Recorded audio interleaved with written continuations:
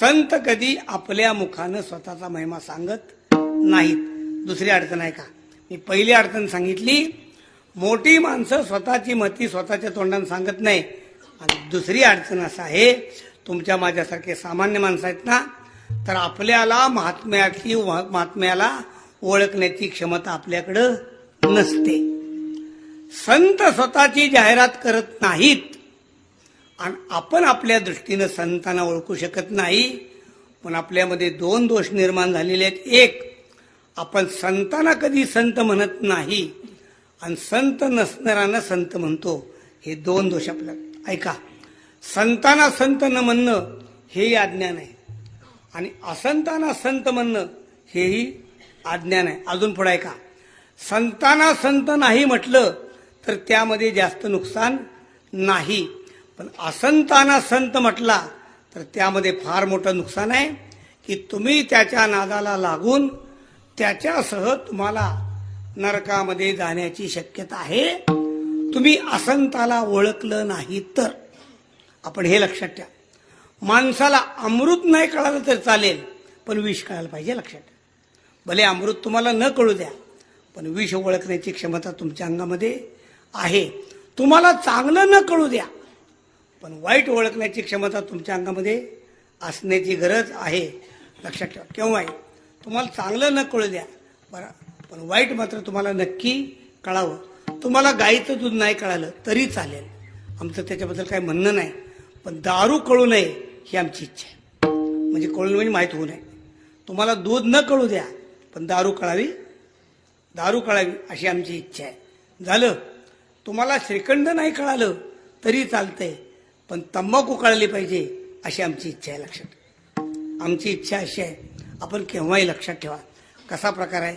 कोणत्या वस्तूनंतर कोणती वस्तू खावी त्याला काही मर्यादा असतात. तुम्ही आमच्या घरात नाश्त्याला आला, आम्ही तुम्हाला कांदेपोहे दिले, बरं वाटते का नाही? कांदेपोहे खाता खाता शिरा दिला, अधिक चांगला आहे का नाही?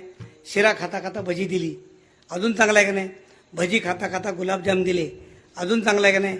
गुलाबजाम खाता खाता म्हैसूर पाक दिला, अजून चांगला आहे का नाही? आणि सगळा नाश्ता झाल्यानंतर तंबाखू दिली, अजून चांगला आहे का नाही? काय झालं? तुम्ही का हसला?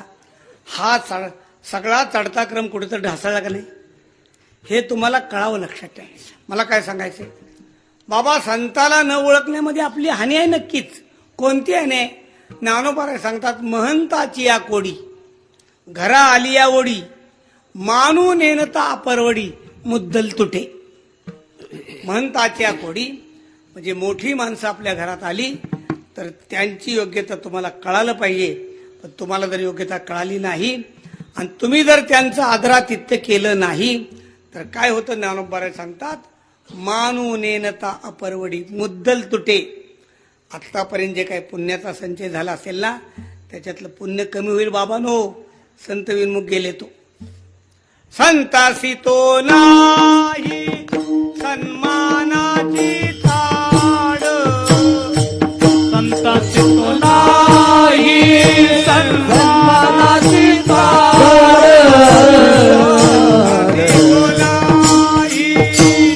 सन्मानाची थाड, सन्मानाची पडे तोड हरी पडे तोड परी पडे बोला आवेरी तो, परी पडे बोला आवेरी तो. संताची तो नाही सन्मानाची जाडा, परी पडे बोल आवेरी तो. परी पडे बोल आवेरी तो. संताची तो नाही सन्मानाची थाड, बळी पडे आवेरी तो,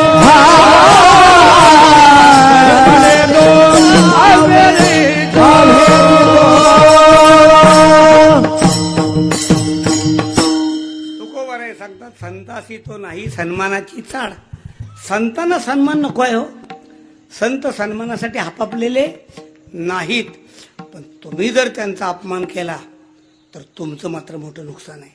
परी पडे दोड अव्हेर येतो. तो त्यांचा अव्हेर करेल त्याला वाईट आहे, लक्षात ठेवा. तुकोबारांनी हा अभंग फार गोड आहे.